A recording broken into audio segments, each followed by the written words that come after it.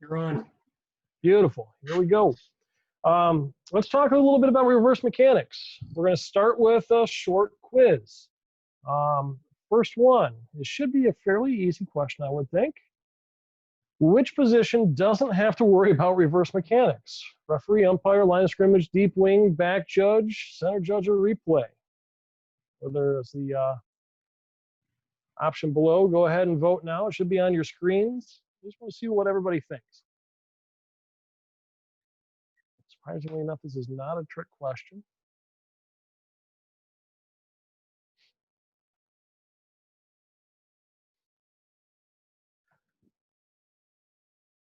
The results are coming in, and for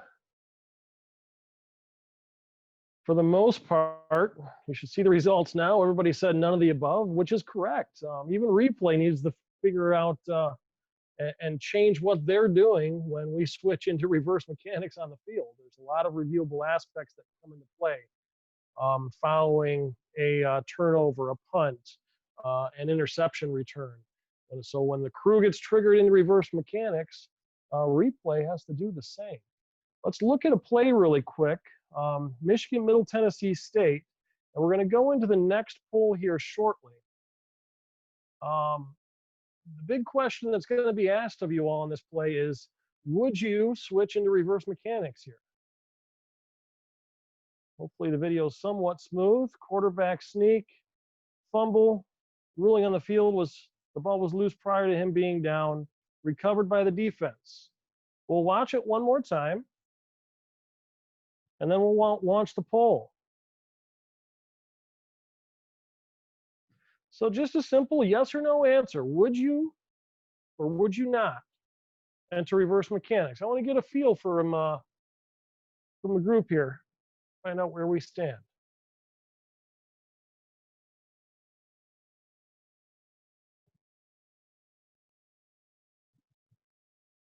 Well, there's 13 on. We got 7 votes. We'll give a couple more people last chance. I know I count for 2 of them. Nick's 1, so that's 10. There's still 3 of us out there that don't want to vote. Come on, pick a side, you cowards. Oh, there's our first. Yes. Damn, Amy. She gets feisty when I'm presenting. I don't know why. All right, we'll stop this poll. We can see the results. Not too shabby. I think the majority is going to win here as well. We'll find out why in the next half hour to 45 minutes. Really quick, does anybody want to share why they said no, or does that one brave soul feel like answering why he said yes, he or she?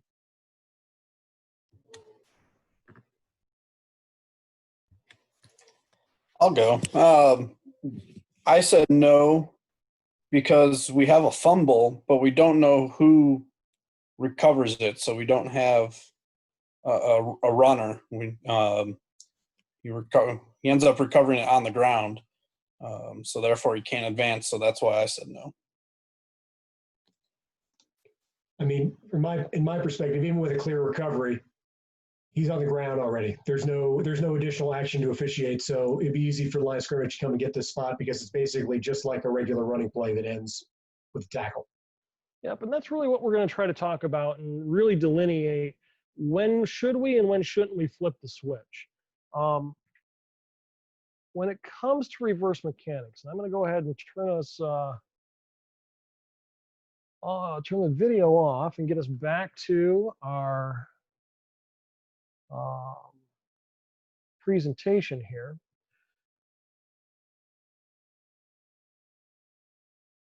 With reverse mechanics, you know, this has happened to all of us. We can all pick out a play. We had a quick interception or a quick interception by a kneeling defender, a quick fumble recovery like the one we just saw, where it was recovered by the defense, by a grounded defender, and then we had an immediate tackle. What happens next with the crew is really anybody's best guess. It usually always involves, if we watch our video, of one sideline team switching into reverse mechanics and the other sideline team not switching into reverse mechanics. And ultimately, we end up having a head linesman and field judge taking the spot, or vice versa. Those can turn into mechanical nightmares. Why does this potentially happen? Well, really, we don't have any support from that thick, nearly 350-page book manual that the CCA book puts out every single year. Why is that? Reverse mechanics shouldn't be a mystery for us. They happen roughly 15 plays a game. If we have 10 punts plus another 3 fumbles and 2 interceptions, there you have it. That's over 10% of a football game where we need to consider or enter reverse mechanics. So it's not just a ho-hum, let's just throw it off to the side procedure that we need to worry about. These happen really more times than not, more times than punts, more times than kickoffs.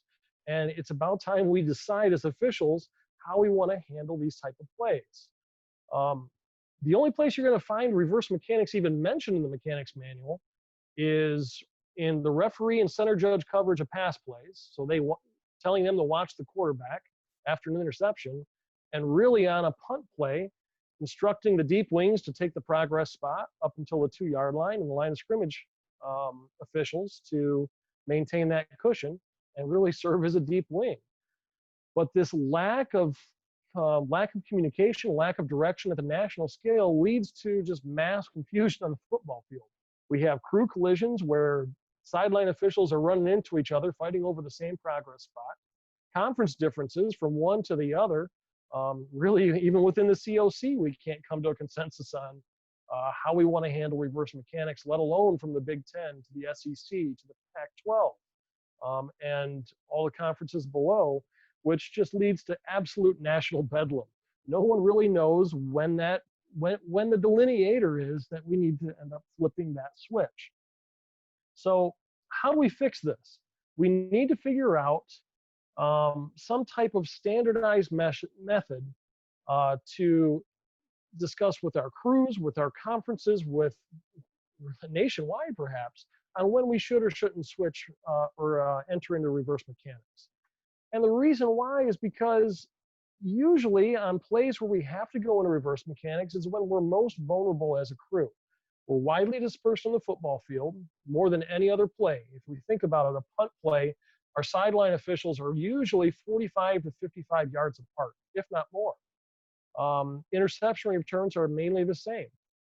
Typically, when they happen, if we have to switch in reverse mechanics, the crew is caught off guard, which means we're instantly working out of position.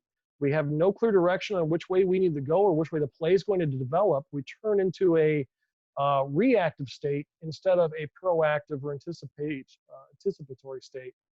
And we have to make major adjustments mid-play. We always say distance is our friend in football. Don't move with a purpose. The minute we have to switch into reverse mechanics, we're essentially doing the opposite of all of that. We have to move when we don't want to in the middle of the live ball action. We're working out of position, and our perspective on the play that we're used to 90% of the time has just completely flipped on us a full 180. So, come on, PowerPoint. There we go. When do we want to flip the switch? This is that question that you ask that you're probably going to get a lot of different answers to, and I put that disclaimer down there. When in doubt, do what your boss says. And what I'm going to say is probably not what many people have heard before. So again, when in doubt, do what the boss says, and don't go around saying, well, Jeremy Valentine said to do this. This is just one person's opinion that I found to work for the crews that we've been on to maximize our ability to officiate a play when things kind of hit the fan on certain reverse mechanic situations. The golden rule I like to live by is that we won't flip our switch until the defense starts playing offense. And when we watch some film coming up here, you should be able to easily recognize that transition on when the defense just intercepted the ball and the ball became dead right away, or when all of the players shifted their phase. And we're going to talk about the phase of players a lot, but the players on the field, all 22 of them, shifted their direction because the defense was now on offense. And we all know what certain players need to do when they play offense versus defense. The defenders try to break blocks or get off the blocks and make a tackle. The offensive players are the ones executing the blocks, trying to create a path for the ball carrier. That transition is what we're necessarily looking for. So what play types we already talked about. The punt plays are simple. Every single punt we're able to, or we know that we're going to be transitioning to reverse mechanics. The fumbles, the interception returns, that's when it gets a little bit more difficult. The biggest thing is that when we transition into reverse mechanics, the letters on our jersey actually change. Don't take this transition lightly. What you need to understand is, the referee, I'm sure, prefers to finish a play like a referee. The back judge, I'm sure, wants to finish the play off like a back judge normally does. The biggest thing is, once we shift into reverse mechanics, almost imagine that your letter on your back has morphed into your sideline partner. That R turns into a B. That B turns into an R, and vice versa. Head linesman, side judge, field judge, line judge. Your roles change, not just for the duration of the live ball, but also throughout the entire dead ball period that follows that play. And that's the key kicker that I want to try to emphasize today, is that reverse mechanics don't end the minute the play becomes dead. They end well after the play, after we're able to dead ball officiate, clean up the play, and to really take care of our change of possession duties following the down. We all know far too often, and I think our deep wing officials and our line of scrimmage officials can relate to this, when following any type of punt play. Bill, when you worked at deep wing, what did your line of scrimmage official normally do? They would sprint straight down the sideline, and the minute the play ended, tap you on the shoulder, say, hey, thanks, I got this spot, and bump you, and away you go. But typically, when you're working deep wing, and I'll ask this question to any deep wings out there, Foltz, when you used to work deep wing, or if there's anybody else who wants to speak up, what do you do after every single one of your plays from scrimmage, other than going in the reverse mechanics? What's your post-play routine or dead ball routine? I always start with, before I even look at the clock, I'm dead ball officiating for multiple seconds. And that's the most important thing we're doing out there, is administrating dead ball officiating. Absolutely. So the dead ball officiating is crucial, even when we switch into reverse mechanics. Line of scrimmage officials, forget about that progress spot for a second, because the deep wing officials have that. What you should do is, again, your letter on your back has changed. It's now an F or an S. Do what the field judge and side judge do or does 90% of the time. Accordion into the numbers, dead ball officiate, accordion back out, or help with a ball relay if necessary. Once all that's taken care of, then we can start thinking about switching into our normal mechanics and our normal pre-snap routines once again. So don't get caught trying to just zip back into our comfort zone or our comfort area too quickly. Always finish off with that dead ball officiating segment of our reverse mechanics. So let's go back to some video really quick. Bear with me 1 second. Gotta go back to Zoom and get on my iPad.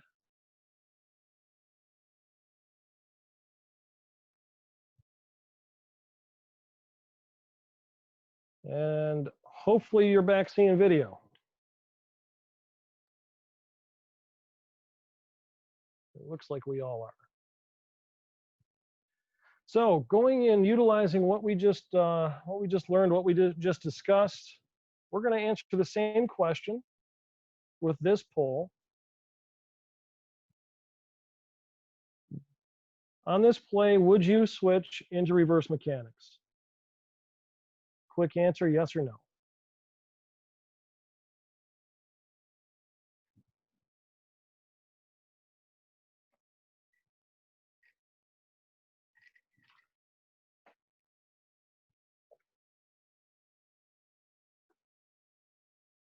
Looking at a lot of the same, and it looks like we're getting here. The biggest thing that I'm looking at, again, ask yourself the question, golden rule. Does the defense actually start playing offense? In this case, no.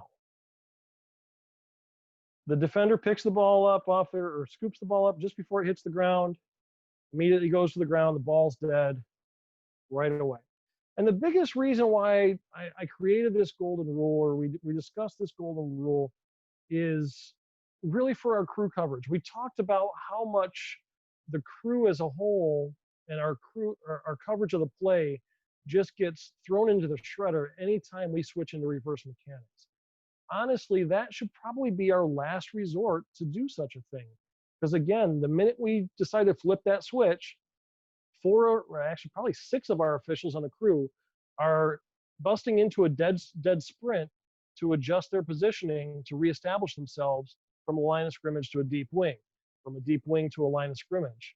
When we're doing that, I really have to question if we're just running out there in the football field or if we're still able to officiate the play with that much excessive movement. So instead of being quick to flip that switch into reverse mechanics, why not cover plays like this, like we cover 90% of the other football plays throughout the game? Keep everyone in their comfort zone. Line of scrimmage officials can cover the play just like they're used to covering the play. They officiate the catch, no catch, come up and get the progress spot, call it a day. The deep officials clean up the play just like any other play. So everyone on the crew stays in their comfort zone. We're able to dead ball officiate the way we need to. And once everything's been cleared and the team starts to clear the field, we're able to transition into the change of possession and turn things over. So we can see it a little bit here on the coach's tape sideline. South Dakota, the team in red, is the intercepting team. And one of the players around the 42-yard line attempts to make the transition into playing offense, but we get a whistle in and he stops right away once he sees his teammate fall before even making a hit. So correct answer there. I think most of us got it right. Hey, Kim. Yes. Hey, it's Sam. Hey, I've been actually,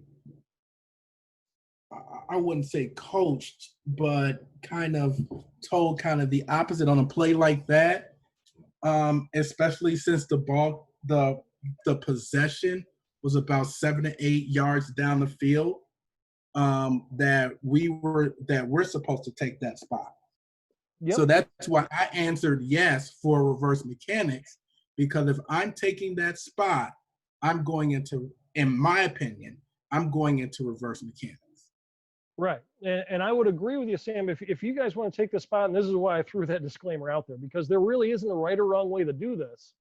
All I'm trying to tell you guys is a different method from most, because a lot of people do say, yeah, he intercepted it, he's still on his feet, let's switch in the reverse mechanics. But the minute we do that, and my justification behind this, Sam, which is why I am really playing the devil's advocate here when it comes to these mechanics. And I'm going on the far end of the scale and going a little bit beyond that on when we should or shouldn't switch. But think about what's going to be necessary here on this particular play. Our deep wings on this play, particular pass, they were what, 25 yards deep already. They read pass, they go back to the 27 or 28 yards deep. So you're 20 yards away from this particular play. The line of scrimmage official, 5 to 8 yards away from this particular play. So once this happens in literally, that's 6.17 seconds to 6.64 seconds, a half a second of time, I know for a fact, I know you're quick, Sam, but you're not going to cover 20 yards in that amount of time. Hey, I ain't that damn quick. Right. So, and that's kind of why I'm pushing this. If we all as a crew decide to just kind of hang back and say, you know what, that play ended right away, I'm not going to screw up the entire crew's coverage by sprinting 20 yards just to take a progress spot that doesn't matter and potentially miss a late hit, a blindside block, a targeting foul, a UNS, when we could just sit back as a crew and say, hey, the play's done. Let's cover this play like we would cover every other play of the game. That way I know for a fact that the side judge has it covered, the back judge has the play covered, the field judge has his area covered. And I am much more certain that we're, as a referee and really as a crew chief, that we have a better opportunity and better odds to getting this play right during the dead ball period versus really taking two officials instantly out of the play by requiring them to shift into reverse mechanics for really no reason. That's the biggest thing. It's like, I understand what they're trying to tell you. There, Sam, and I've heard it from a couple other deep officials as well. I am struggling personally to see the value as a crew that we get from making you and your field judge run 20 yards for a play or for a spot that has really no effect on the game whatsoever. Absolutely, I'm with you. Yep. But that was just the feedback I got from a trainer. Oh yeah, I hear you 100%. And really, it's going to come down to, and take this conversation to your crews, decide what you want to do as a crew, and honestly, as long as you do it on the same sideline or do the same thing on the same sideline all the time, you're going to be just fine. But you have to figure out and define as a crew when that instant, or at what instant you want to flip your switch. And that's going to be the kicker. And if you take anything away from this presentation, take that to your crews and say, okay, reverse mechanics is literally flipping a switch. And it's not just flipping a switch for the two sideline folks, it's flipping a switch for the entire crew, including replay at times. So as long as we're on the same page as a crew when we want to flip it, we should be fine. But the minute there's any confusion on one sideline versus the other, and this poll is a good example of that one. If Sam, you would have went and the other sideline wouldn't, we would have had a line judge and yourself getting that spot, which shows up on the coach's film and shows up on the grader's tape, and then they start scratching their heads. So that's the kicker. As long as you're all on the same page as a crew, things should go unnoticed. But the minute we get a little out of sync on a crew, not only are we jeopardizing our play coverage, but we're also putting our crew in jeopardy for getting called out by a grader or a supervisor in the future. I picked this one out on purpose because it is a tweener, but that's kind of that's the direction I would like to go. I would say we would not switch here on our crew. Your crews can do something completely different. This will be posted on YouTube. This is from 2018, so once we get this posted, you can take it to your crews and make that or ask that question. Another play, same question. How about now?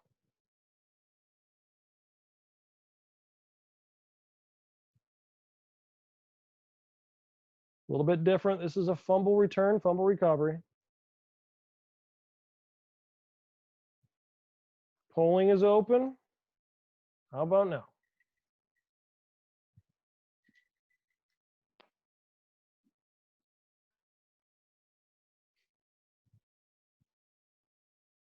See it one more time.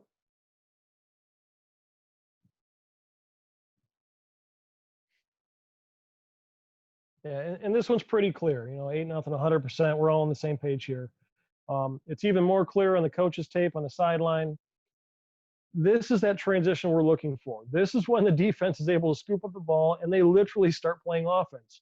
And when you can see all 22 players, not only do you notice the entire team in red looking to make a block, but the entire team in white, except for this little lazy wideout up here, decides to start trying to make a tackle. So the roles are completely switched in the field.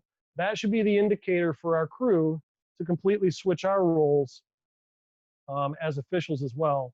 And you can see this crew does exactly that. And even though the play ends closer to the line judge,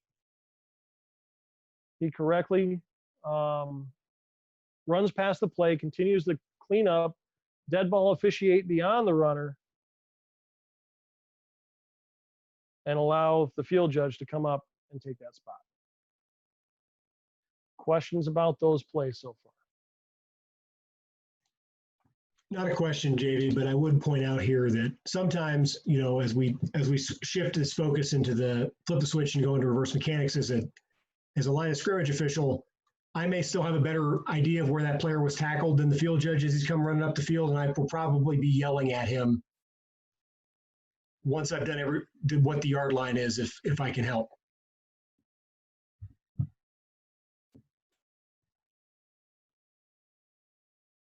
Yep, that's perfect, Nick. Thank you.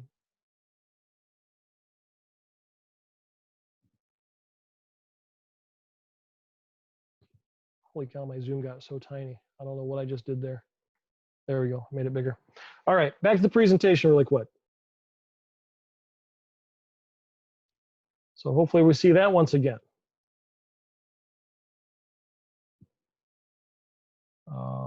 Actually, no, you won't yet, but now you will. So we talked a little bit about being outside of our comfort zone. What does that mean mechanically? Our line of scrimmage officials are now watching the action in front of the ball carrier. Line of scrimmage officials rarely, if ever, cover action in front of the ball carrier. They're usually watching the action directly around the ball carrier or getting that ball carrier's progress spot. Deep wings, the exact opposite. They're usually always watching the action in front of the ball carrier, the blocks in and around the ball carrier, and now they are solely responsible for the ball carrier and their progress spot. Not necessarily a comfortable area for the deep wings. The referee and center judge, they're always used to that play going away from them. That's a great feeling as a referee or center judge. I know that for a fact. And the minute it turns around, I start fearing for my life. The umpires are screwed every single play of the game, so that doesn't really change too much for them. They're always on the lookout. But really, everyone is out of their comfort zone. They're seeing a play from a different perspective than they're used to seeing day in and day out during their practices, during their scrimmages, and really during 90 to 95% of the plays from scrimmage during a football game. What does that mean? The play just became instantaneously harder. The crew, again, is a reactive versus proactive. We have to make excessive movements to get ourselves into position for this, for the remainder of that play. And we all know when you're running, it's very hard to ref because our eyeballs are bouncing up and down all over the place. It makes it extremely difficult to officiate. What does that mean? We have to adjust our style. We have to become a little bit more reactive and really adjust our officiating style to accommodate for that. We need to start anticipating blocks and anticipating matchups. You do that by clearing blocks a lot quicker than you normally would and trying to get yourself to the next threat. Really, all the officials in the football field will benefit from a wide field of vision. And we're going to talk about that a little bit with a few play examples coming up. The wider the field of vision you have, the more distance you have, the better off you're going to be able to officiate that play. And really, what are we trying to look at? Or what are we trying to look for when it comes to these particular plays? The number one thing that I'd like us to take from this discussion is our ability, or I want us all to improve our ability to find the player who is out of phase. Being out of phase doesn't mean that that player is automatically going to foul. To be quite honest, there's probably a player who's out of phase on almost every single football play during a game. The more you watch video and the more you just try to really relax your eyes and search for that player who's out of phase, the better off you're going to be at locating and calling blindside blocks during reverse mechanic plays, potential targeting, or really any other suspect act that occurs during a fumble return, punt return, or interception return. So what do I mean by out of phase?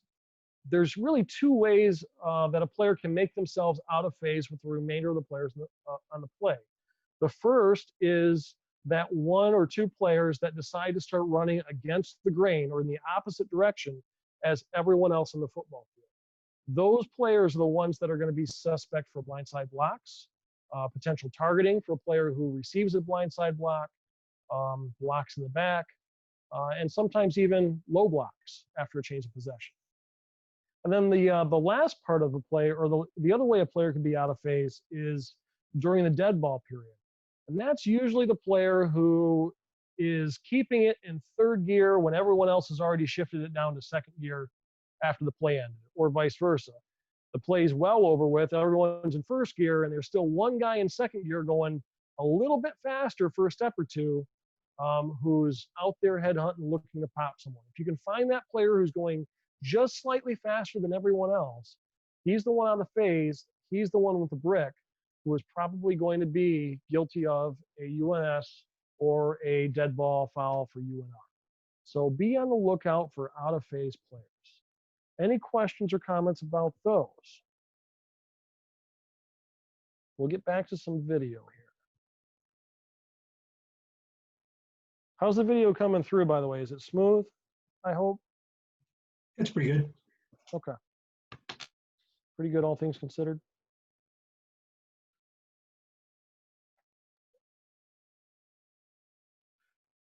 Oh, let's see. Really quick, I wanted to showcase this all 30 from Michigan.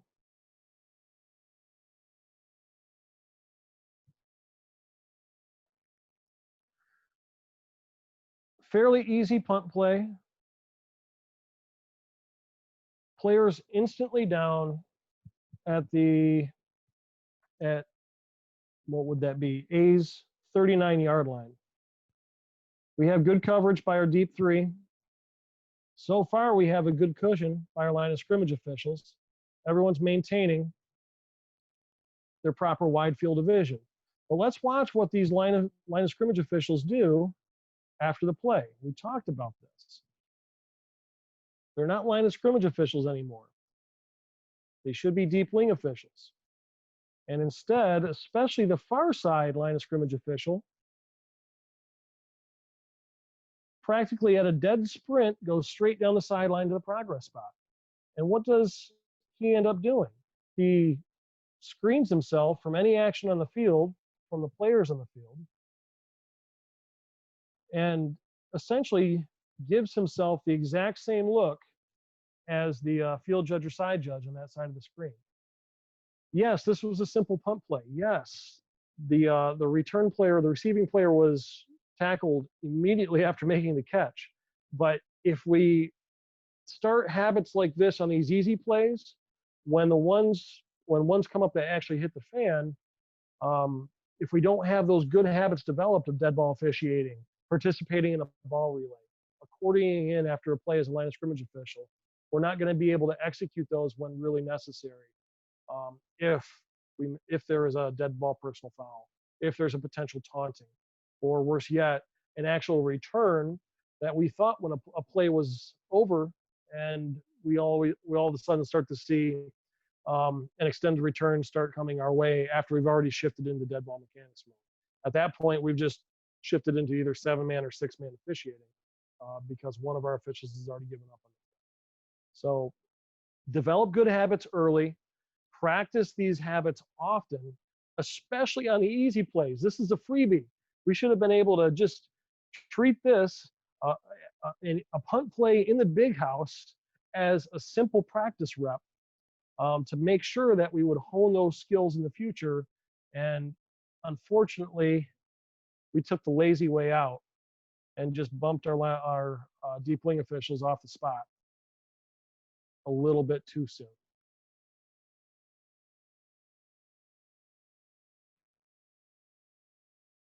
We're going to roll this play and take a look at our poll coming up. The question's going to be who's primary in the 7 official game to pick up this blindside block. Oh, this isn't the right play. Excuse me for 1 second. I wanted this play. Punt play. This will be a little bit easier to see.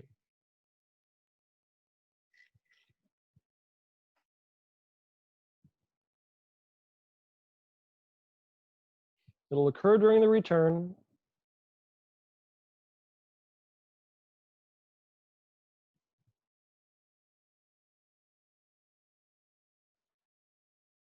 So we see it occur.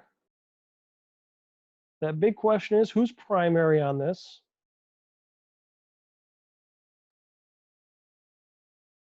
It's pretty obvious to see which player is out of phase, and we can kind of see this is again a very prominent example of what we were talking about. We're going to see some less prominent examples here coming up. But who's our primary official for calling this?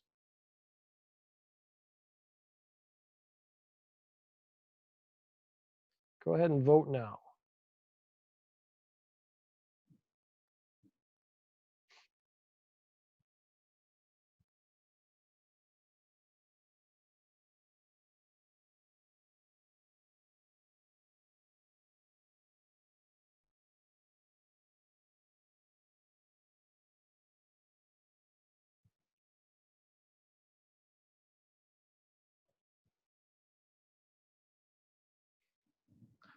as we've kind of expected, we're a little all over the board here. Couple of us said field judge, and by all means, yes, the field judge is the closest to this action. But as we all know from football officiating, distance at times isn't our friend. And let's switch it to a little bit of a wider field of vision here. And let's watch this action from the wide view.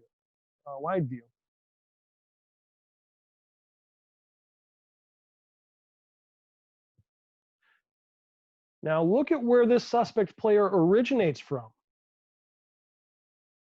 The plus 40 or the minus 43 yard line, literally 15 yards away from the field judge's primary area of focus. Again, we're in reverse mechanics. Deep wings are now officiating the ball carrier and the action in and around the ball carrier. There is literally no way that a field judge is going to be able to accurately pick up this action and rule on that being a blindside block or a non-blindside block by accurately being able to see the entire play. Speaking from experience, as with my 2 or 3 games of experience as a deep wing, when a play like this occurs, I see this action and I just say, what the heck just happened there? Because a player came out of nowhere, literally nowhere, because again, my focus as the deep wing would be here, and a defender or potential tackler just got completely blown up. I have no idea how it happened. I have no idea who put that player there. Heck, I don't even know if I would be able to get that number. Even though they're the closest here, that field judge would probably be the last person to be able to accurately get this call every single time. Who should get it? Well, we're in reverse mechanics. If this was just a standard running play, we would expect our field judge and our back judge, again, we're thinking about normal mechanics here, to be able to pick up on this player out of phase. That guy's immediately suspect. That's what we're looking for when it comes to, or when I talk about players out of phase. He's going against the grain in the opposite direction as everyone else. This is another player that's also suspect, a little less than the one near the ball carrier, though, at the point of attack.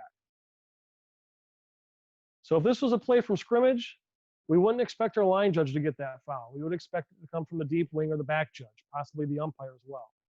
So when we're in reverse mechanics, we need to think the exact opposite. The primary for this call is our line judge, our line of scrimmage official. They should be covering that every step of the way. Secondary is going to be our umpire and potentially referee or center judge. I know I said 7 officials here, so referee, by all means, you have an opportunity to get this, and you should be locking onto that player if you see it. Everyone agree, disagree? I think that's right. And I think that this play is a kind of an extreme example because I think a lot of people's eyes get drawn to a guy running around the field with no helmet on. Yeah. Yeah, that's the other question. They accurately called the face mask on this player here. And I'll let you all take this play home with you and figure out what the actual enforcement should be. So during the kick, we have a face mask on the receiving team, which removes the helmet from a member of the kicking team who decides he still wants to play football, which usually is frowned upon. And then we have not just a blindside block, but we have a blindside block against the player without a helmet. So little does that guy know, he just committed 2 personal fouls simultaneously at the same time. So I'll let you all figure out, A, how you're going to report that to your referee, and B, what the enforcement's going to be. We don't have to cover that on this call. But a fun play nonetheless. I don't think I've ever seen a play with more flags on the field. You don't watch the Cleveland Browns. Hey, Jeremy. Yeah. You really, as an R, be able to pick up on this play on a punt? I mean, you're going to be 45, 50 yards away. Yes, you'd be surprised how quickly, especially as an R, and you see the referee back here, he kind of is just hanging out for no reason. I would prefer the referee to be more in this vicinity, officiating the play like a back judge. But when you have that wide of a field of vision, and I see why back judges are so good, they can pretty much have an opinion on the entire football field.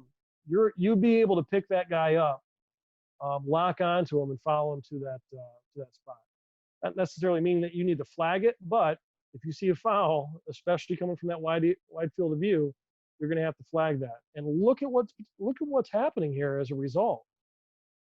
Typically, we want to see this coming from the umpire, but what's our umpire doing? Well, he's tied up, throwing a flag on the dude running around without a helmet on. He's looking at some random piece of turf on the field. No longer officiating. Our line judge doing the same thing, making sure that he can get the number, no longer officiating.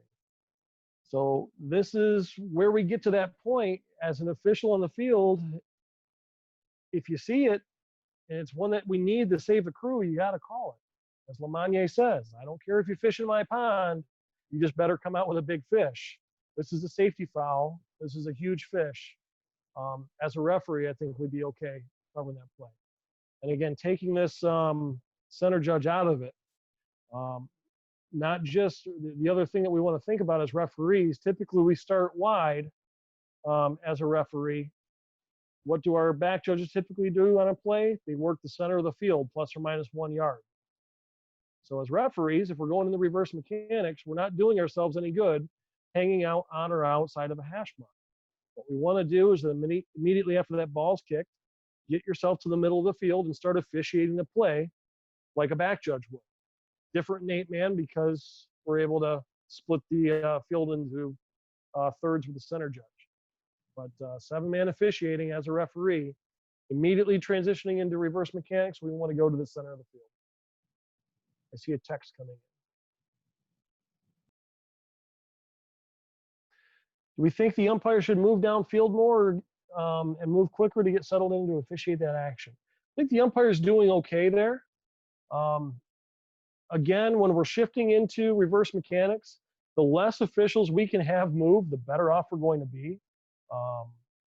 It's all about trying to move with a purpose.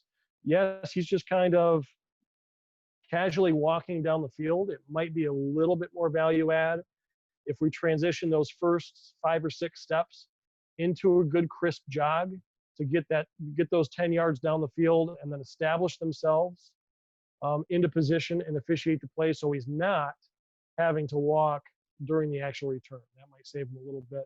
That would probably be the one thing that I would discuss with that umpire to potentially improve there. Good question.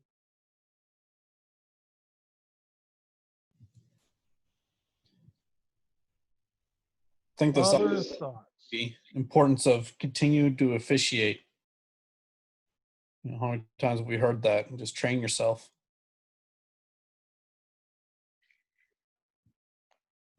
Okay, couple more plays. We can turn it over to some questions. We're going to go, I'm going to show you the TV feed first. We're going to have an interception. It gets returned for a touchdown. And what I'm trying to pull from everyone, or what I'm trying to showcase here, is the difference that you get from having a tight angle and being out of position or too close to a play versus being able to establish and maintain that wide field of vision. So we're going to have an interception here. TV feed looks like a nice clean return. No issues. Let's get ready to award Team B the touchdown. But wait, laundry on the field, what do we have? Of course, it's a blindside block. Let's see what we can get here. That wasn't it. Well, we can't even see anything on the replay. Again, the replay was a pretty tight angle. That's what happens when we ball watch. Let's try this view. It's a little bit wider. Oh, we start to see something where if this was a normal running play, the deep wing would see very easily. But since we're in reverse mechanics, let's talk about who could potentially pick this up. Coach's tape sideline is going to really show this. And now this is the exercise I want us to start doing when we watch and study our game film. Again, every play has one of these, especially in reverse mechanics. But if you can identify the player out of phase quickly, and right now, the minute I paused it, you should have been able to see which player is out of phase. Maybe that guy right there. Notice he's the one with the brick in his hand. He's the player who is, he's the only player on the field going in the opposite direction as the remaining 21 players. So instead of watching the ball, instead of watching where you would normally cover on the football field, what I'd like us to do is just kind of relax your eyes and look at the center of the screen. Let your peripheral vision take over. And honestly, your peripheral vision is a little bit better indicator on how to locate and find that player out of phase. That's the suspect player who's going to either commit a blindside block foul, who's going to commit a targeting foul, or who may commit a dead ball foul once the play ends. Referee actually gets this here. And I think our line judge gets it as well because they're able to effectively change and flip that switch the way they need to and instantaneously go into that new coverage of our line judge focusing, touching the wrong screen, focusing out here rather than our ball carrier, and having our field judge, as they run up the screen, focus on, right as of now, the unimpeded and unthreatened ball carrier. So great job by this crew making that transition, knowing when to flip the switch, and doing it quick enough to pick up that blindside block that happens fairly quick following the interception.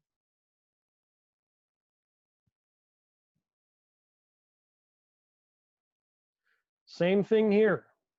And I'm going to speak a little bit less. I'd like you guys to perform that exercise and find the player out of phase. We're going to again start with a tight view.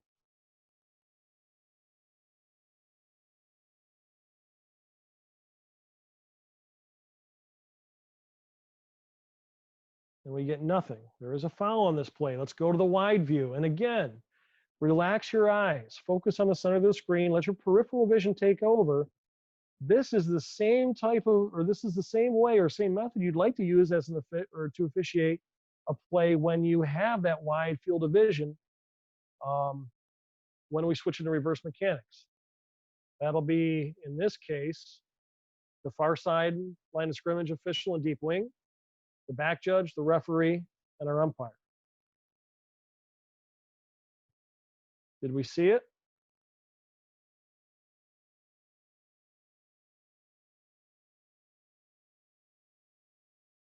This is a little bit more difficult because there's several quote unquote phase changes during this play.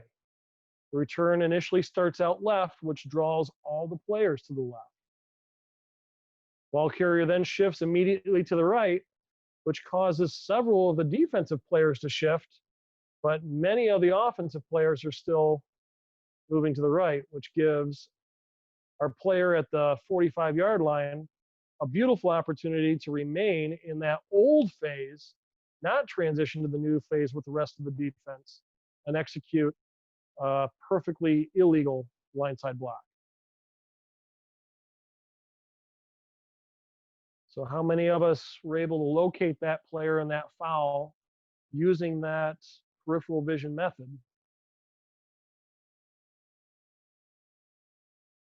As you practice this, as you work on this, you're going to find yourself getting better at identifying the player who's initially out of phase prior to the contact occurring. Hey, Jeremy, that's you're going to find yourselves. I'm sorry, Sam, go ahead. That's a great play, and it fits, exactly what you're talking about. Was there a flag thrown on this, and by whom? And my opinion, or which means nothing, that it's that the umpire and the deep wing had very good looks at it. It's hard for the short wing to get it because he's looking back. So I don't know if he's going to see the full the full block because he has so much going in front of him. What do you think on a play like this? Yeah, but I would agree 100%. And honestly, when it comes to figuring out who is primary on getting things like this, getting players out of phase, I'm looking to where the player originates from. That's our fouling player right now. Again, he is 17 to 18 yards away from the ball carrier. Not even a threat. Who am I looking at covering this play?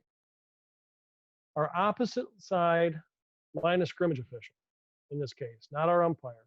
Our umpire is going to be focused probably in here, looking at that action, which is the same area where our head linesman should be. Actually, our umpire, I would probably say, is going to be looking into this mess of players here, looking for a potential block below the waist. So the ideal scenario in a 7-man crew or 7 official crew, referee, line of scrimmage official, identify that player out of phase. Referee less so because he's going to have that that responsibility for the quarterback as well.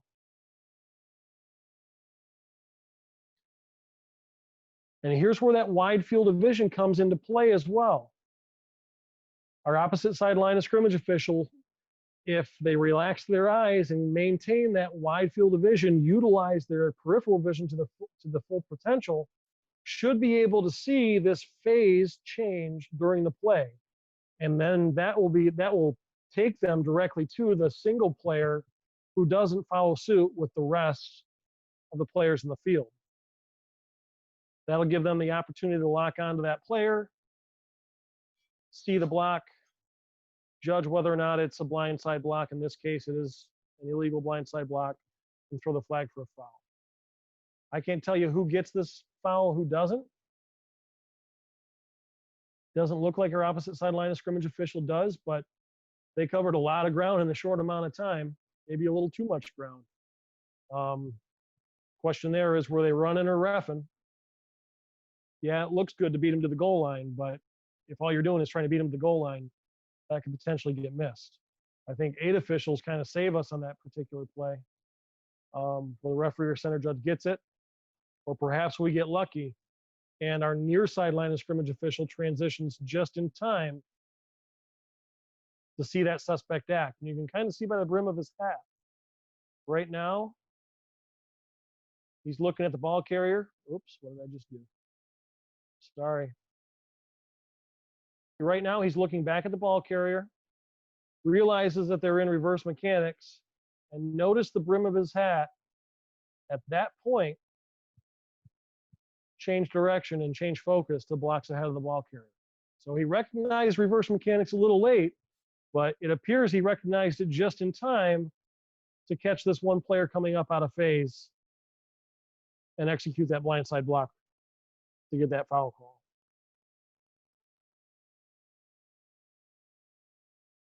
Tough play. My expectation would be far side line of scrimmage official, secondary near side line of scrimmage official. Also secondary could potentially be this deep wing official, since the play started to go away from them and that ball carrier is in threat. Open it up to comments. Nick, Bill, Amy, AJ. Speaking as the near side line of scrimmage official on this play, I recall, I recognized as I was moving up the field that I was looking too long at the ball carrier because I was looking back as he's running up and I'm kind of looking in here a little bit. But once I cleared this block, because as that guy cuts back in, who cares about this at that point? I didn't come over here fast enough to get all of the action at the 45, and this wash of players coming through, and I didn't recognize this guy out of phase quick enough. And so all I see is that big dude going to the ground, and I don't really know how he got there, and I wasn't going to guess. And therein lies the problem with reverse mechanics, because if we're all flipping the switch at different times, and Nick just admitted it, and I appreciate Nick's honesty there, there's a great chance that we're going to have far too many sets of eyes on one section of the play, and we're going to miss how these blindside blocks develop. In these 2 examples, the one back at Ohio and this one here, the player came from literally 15 to 20 yards away from the ball carrier. That is a long way for that player to go and for us to follow a guy and see that and digest that entire play to determine whether or not it should be a foul. And a lot of officials and a lot of crews erroneously think just because these two officials are closest that they should be the ones primary to get that action. And when we think about it in reality, and we can all put ourselves in that position, that play is nearly impossible to officiate the closer you are, because the player comes out of nowhere, blows a guy up, and really all we see is the aftermath as officials on that near side of the field. The best opportunity we have comes from that far side, and I don't take excuses because these guys really aren't doing anything on that far side of the field right now. They need to maintain that wide field of vision, find that player out of phase, lock onto him, and get this call. Who was the calling official on this, Nick? Do you remember? Sorry, started talking and I was still muted. I think it might have been either the center judge or the back judge. I actually think it was the back judge. I was going to say the back judge should have a pretty good look at this. He does have two players that are pretty deep, so he or she, they should be just hanging out near them, not watching them. If you go back far enough, you'll see the receiver and the DB that are way back there behind the play. But so you don't want to forget about them, but you don't need to focus on them. And then you should be able to transition above for the blocks. So I think the back judge should have a good look at this as well. And we can see on the top there, I pulled up the data off of this video. The back judge was the calling official. And that actually brings up your question from the last play too, Billy, about the referee's 45 plus yards away. Should he be able to see this or not? Well, in this case, the back judge is set up in position at nearly the 10-yard line. And again, I'm thinking this was a fairly quick back judge, but I don't think he's covering too much ground to see this block occur at the minus 45, plus 45, sorry. So back judge versus referee, that's about the same distance, 35 to 40 yards to cover for that flag. But again, chances are, and if you're thinking that these two officials are going to get this, you're thinking wrong. We have the biggest opportunity. We're observing the fewest amount of players, and the center officials and the opposite line of scrimmage officials have the best perspective to see this player out of phase. And you can see there how it opens right up to that back judge and referee. Referee should have that too, I would expect.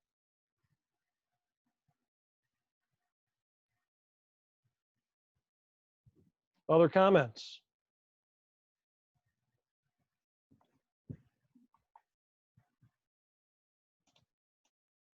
Last play. Again, just a little exercise. Find the player out of phase.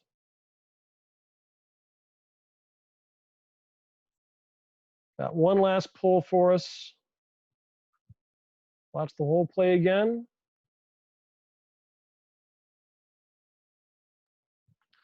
Who's the player out of phase? Either at A's 45-yard line, B's 49-yard line, B's 40-yard line, or A's 15-yard line. That's the wrong play. There we go.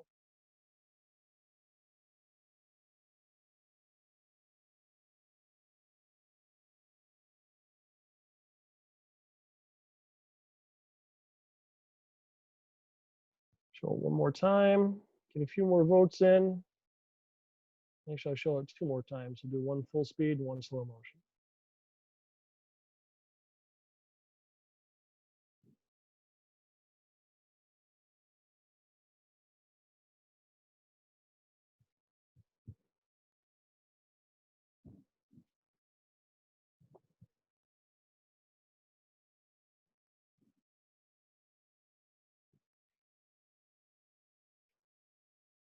All right, show the results. We're dead on. I think we all learned something today, I hope. Big thing I wanted to show here, there's two suspect blocks on this play. The first one occurs at the kicking team's 45-yard line, but this isn't necessarily an out-of-phase block. This isn't a blindside block. Both players are going in the same direction. They interact with each other. One guy takes the brunt of the contact, ends up flat on his face, but this action's legal. Shouldn't really raise our antenna for those out of phase players quite yet. Why is that the case? Because we haven't necessarily switched to reverse mechanics quite yet either. The kick hasn't ended. We should switch into reverse mechanics once the defense starts playing offense. That happens once the receiving team player catches the football. So now that we're in reverse mechanics, we're on the hunt for the player out of phase. This one happens quick. And again, we need to know as a crew who's focusing on what. Since we're in reverse mechanics, our deep wing simply has the ball carrier and the action immediately around the ball carrier. Line of scrimmage officials should have the wider field of vision covering all the action and potential blocks in front of the ball carrier. Back judge can certainly help out with our umpire as well. But again, look for that player out of phase. Everyone now is moving upfield with the exception of that one player on the 50. He takes 2 steps in the opposite direction as everyone else and immediately commits a blindsiding block foul against a member of the kicking team. Correctly picked up by the actually correctly picked up by our side judge here. What half was this? Second half. So how about that?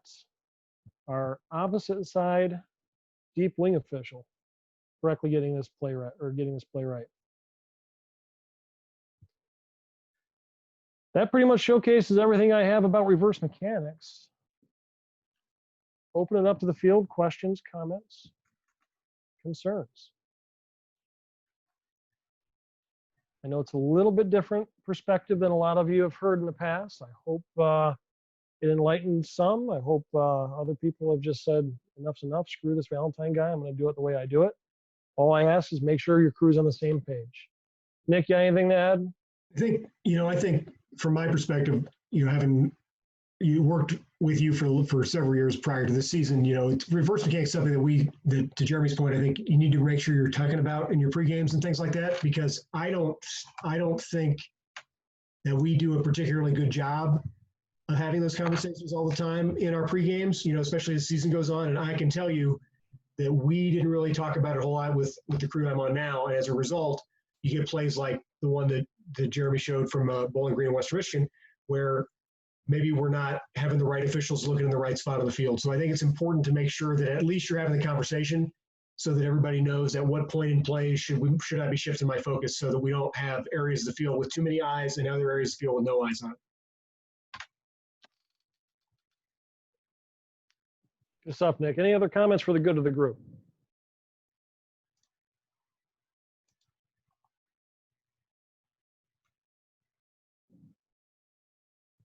Nick, take us home. Appreciate it. Jeremy, thank you for the presentation. Appreciate it. You guys can see the schedule I just popped up there. Devin is going to be going next week to talk about scrimmage kicks, which will be helpful. And then we've got another Teachable Moments presentation, hopefully on the week of the 12th. Please send your clips. As I put in the email, you should be able to know how to do that. And then we're looking for presenters. We're kind of clear after that. I recognize that we're probably getting into clinic time, and maybe that means we need a week or 2 off possibly, but be thinking about it, especially if you haven't presented. Please be willing to step up and present on something. But otherwise, thanks for coming out tonight, everybody. Enjoy the rest of your week, and hopefully we'll see you on Monday for the last 50 questions of the CFO test. Hey, Nick. Yep. Hey, it's Devin. Hey, on the Google Doc says Wednesday. I thought I pushed it to Thursday. Is that possible by any chance? All right, cool. I just want to make sure Let me check my calendar. Yeah, that's fine. Cool. Thank you. Appreciate it. Thank you. All right, guys.